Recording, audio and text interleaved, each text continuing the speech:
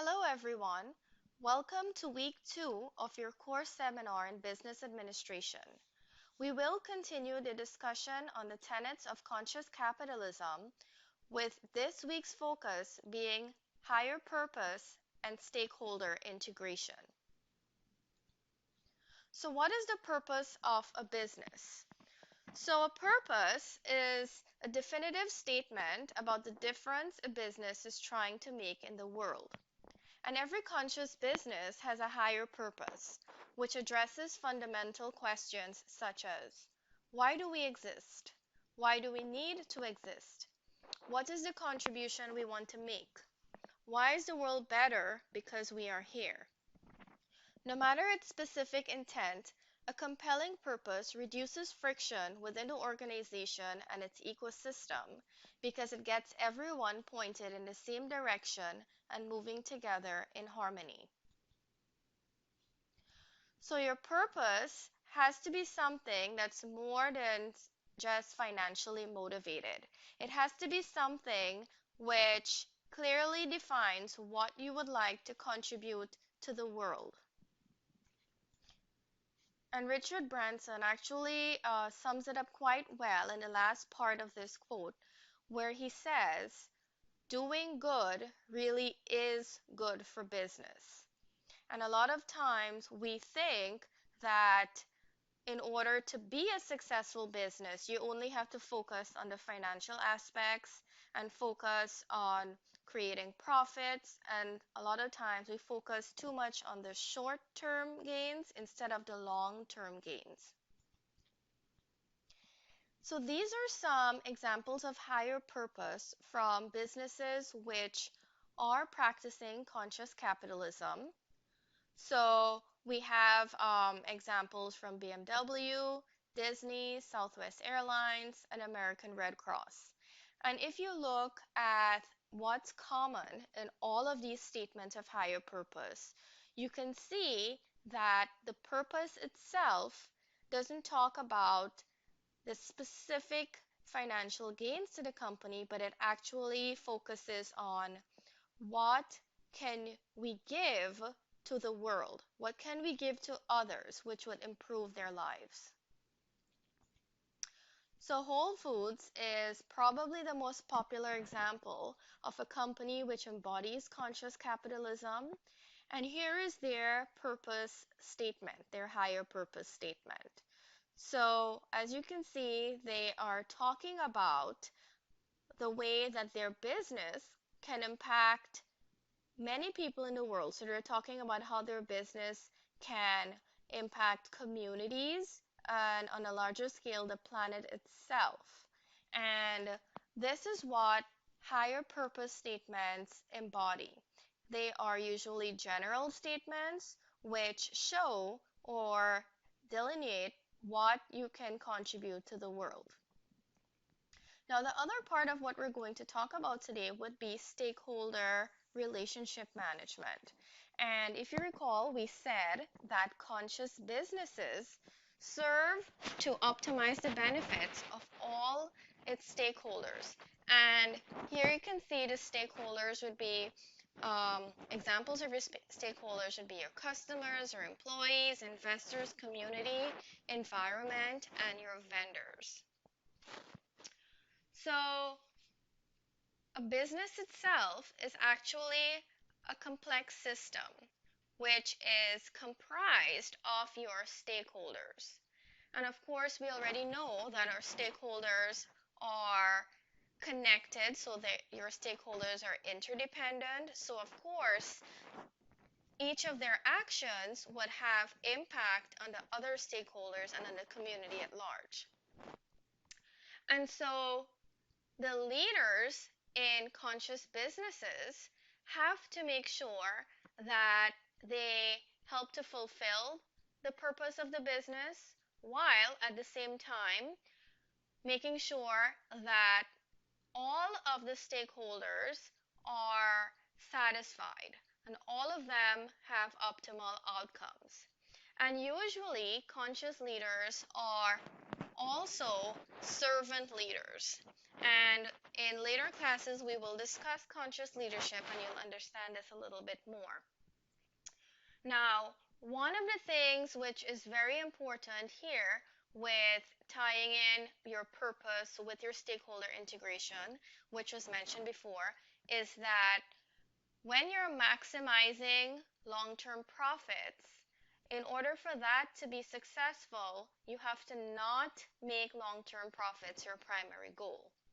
So what you're really doing is you're trying to optimize the health and value of your entire interdependent system while consciously creating value for all your major constituents or shareholders, which would result in high long-term profits and shareholder value. So optimizing your business system in a conscious business is usually done within the context of the larger economy, which provides the necessary competitive price information for leadership to use. So here we look at different things which we need to take into consideration when we're thinking about stakeholder integration. So first of all, with conscious businesses, we want to be able to look for synergies across stakeholders. We want our higher purpose to guide the way in which our stakeholders interact with each other. And of course, we want to do so in such a way where we treat each of our stakeholders as important constituents of our business. And also, the way we look at the entire picture would be from what's known as a systems perspective, where you see each constituent as part of a whole. And of course, each stakeholder group has the ability to affect the interaction with other groups. So that's why we need to make sure that all of the parts work smoothly together. So here is an example of the Whole Foods conscious business model. And you can see all of their stakeholders are included in this model. And if you look at the outer circle and the gray ovals, you would see the effect, the positive effects which the stakeholder integration has on its stakeholders. And you can see that automatically, if you satisfy all of your stakeholders while staying true to your purpose, then the actual performance of the business is automatically optimized.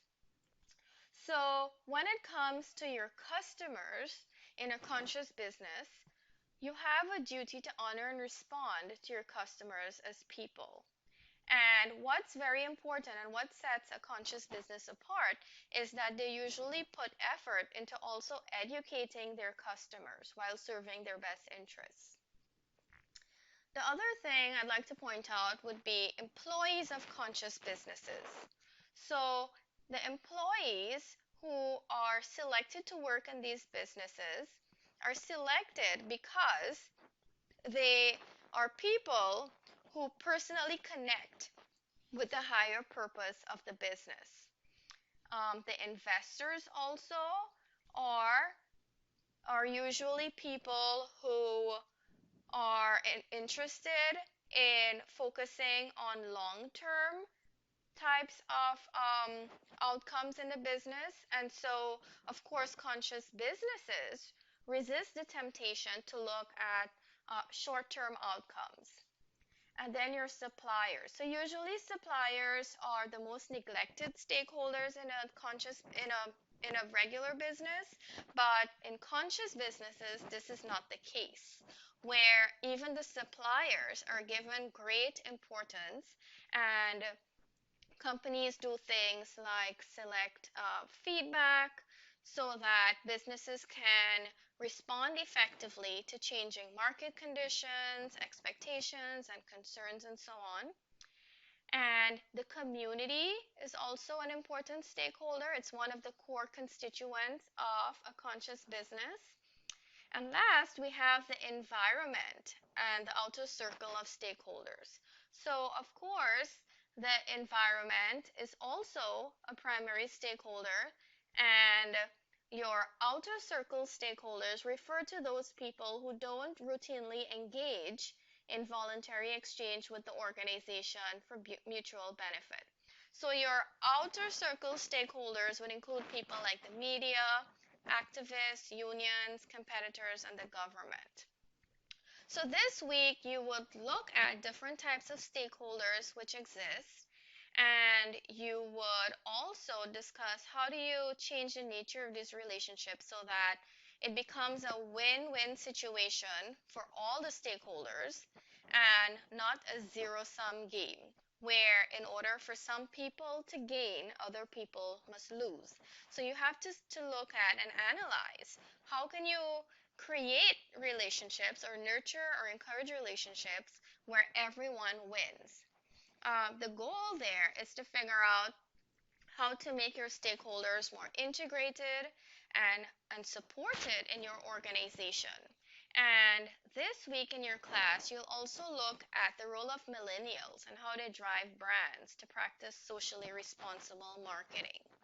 So that's it for this week's discussion. Thank you for listening and have a nice day.